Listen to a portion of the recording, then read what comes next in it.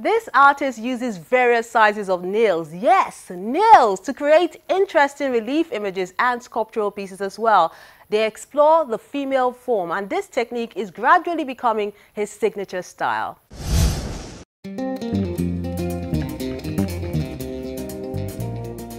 He started using his hands. A painstaking experience if one thinks about it, having to put thousands of screws together just to create a piece.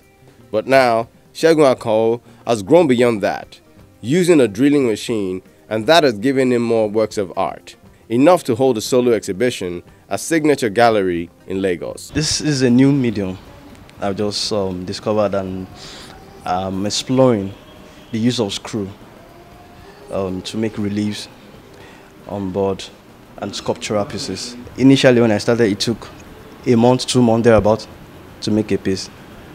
Well, as time goes on, it reduces to about 4 days. The theme he's looking at now is womanhood, which can be seen from many angles, from productivity to creativity. I discovered this medium in my quiet time. That was about after 12 midnight when when I have my quiet time, I sit down there to listen.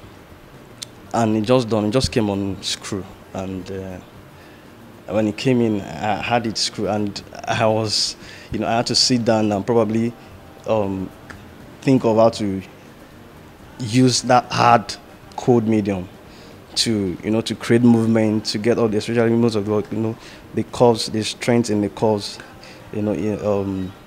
Talks about their vigor and their beauty. So then I had to sit down to see the way to get the variations in height, the depths, to form those images. But then most of the pieces you see are made with nothing less than 8,000 pieces of screws.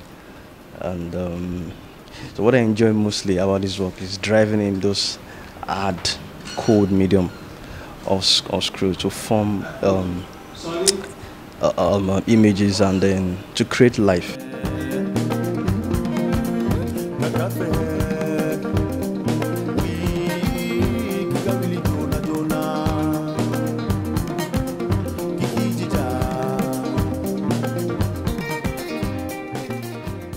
Women, we all know it's an interesting topic. Women anatomy is beautiful.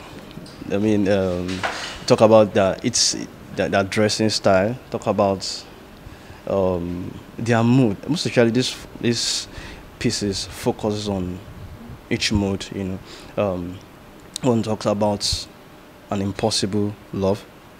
One talks about beauty, talks about confidence, being confident, talks about a graceful appearance, and so the other ones talks about marriages, titles such as Yahoo, And the art enthusiasts who are impressed with his works agree with him. When God created the woman, the woman, he did an extra work. When I say an extra effort, God did double work when it comes to the creation of a woman. That's why, men generally appreciate, when you say anything beautiful, when you say beautiful woman, you actually take a second look.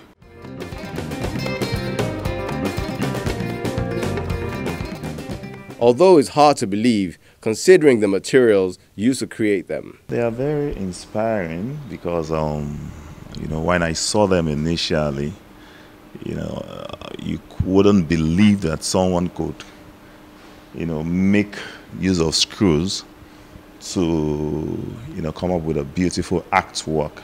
There are also some tribal lines in the theme, despite the fact that it's wrapped around womanhood. The titles of the works, the first one talks about my impossible love. The other one, statuesque, and this other one is named My Name is Beauty.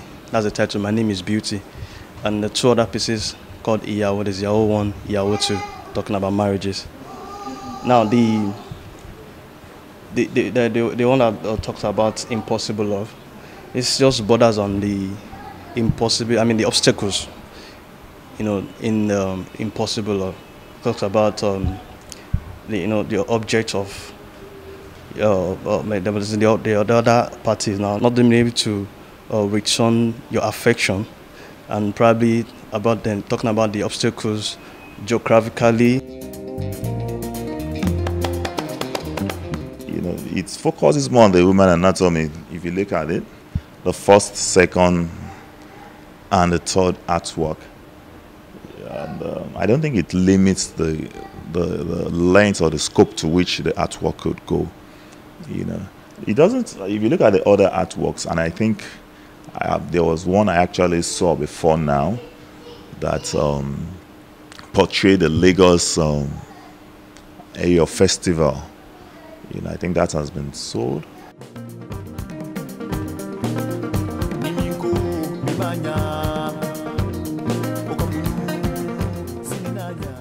This shows the beauty of a woman, and like other shows the traditional, it shows the traditional attires, it shows the headgear, and it portrays our tradition also. Talking about there's this on the titled Start Quest, and now it talks about a lady, a tall, muscular, beautiful, and a tall lady. Now most men feels a muscular lady is not attractive, feels they have issues with people being muscular, feel it should be for the males. And then the females at times feel when you're not comfortable with your body, you're not comfortable with the way you look, it brings down your morale. And but then when fitness, it's mental, it's 100% mental. Your body doesn't go where you don't take it, when you don't push it to. But then it's how you feel about yourself, how you feel, how you feel, that's the way people look at you. But when you are not comfortable with yourself, so it's basically talking about mental fitness. Segun Akano is a graduate of the Ladoke Akintola University of Technology, Oyo State, Southwest Nigeria. But before you start thinking that he studied art, he has a BSc in analytical chemistry.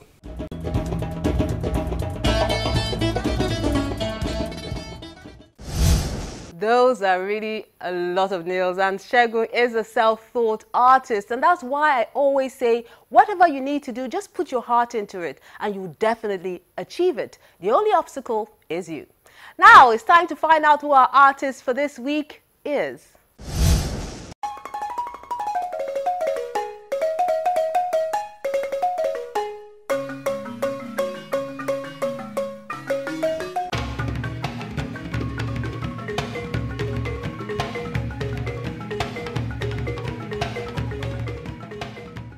Born in November 1925, Elijah Kolawole Ogunmola, popularly called Kola Ogunmola, is from Ekiti State, southwest Nigeria. A man of many parts, dramatist, actor, mime director, and playwright. Before his career as a professional theatre practitioner, he was a schoolmaster in Ado-Ekiti at Emmanuel School, creating plays performed by children inside and outside the school.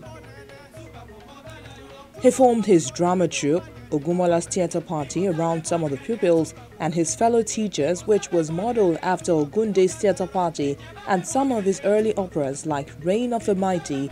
One of his early plays revealed a Christian influence. He developed Yoruba culture, especially folk opera, which is a fusion of Christian themes with traditional Yoruba folklore, music and dancing and urban culture, into a serious theatre through his work with his Ogunmola Traveling Theatre. In 1962, the University of Ibadan established a drama school, and Mr. Ogunmola was offered a grant to become a resident artist. The Artist in Residence program was sponsored by the Rockefeller Foundation, and it provided the funds to buy equipment that soon allowed him to go fully professional. He produced Ifeowo in 1965, a satire on marriage and wealth, and then the dramatic version of Tutuola's The Pine Wine Drinker. He is regarded as one of the most brilliant actors in Africa in the 1950s and the 60s. He died in 1973.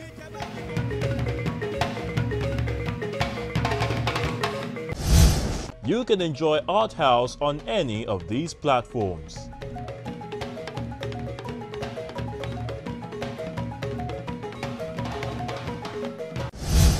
And you definitely won't want to miss the next edition of the program, because we'll be seeing 2 generations of artists.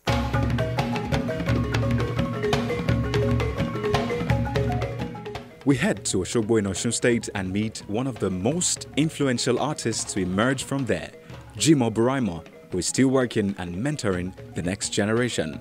Before the beats can be laid on this one, takes some time. And all these patterns to come out will take some time. And that is the beauty of my own art, because I want to have a signature, and beat happen to be my own signature, which I invented. And that's why I usually do this occasionally. Then at a gallery, Lagos young artist Buki Animashaun is showing us her solo exhibition tagged Becoming Mariam. Yes, so I'm an abstract visual artist, and I believe that the uniqueness in my work comes from my visual language and my ability to kind of get a theme across to, whoever is looking at my pieces, trying to determine, to share with people kind of my thought processes and my mind and inspiration.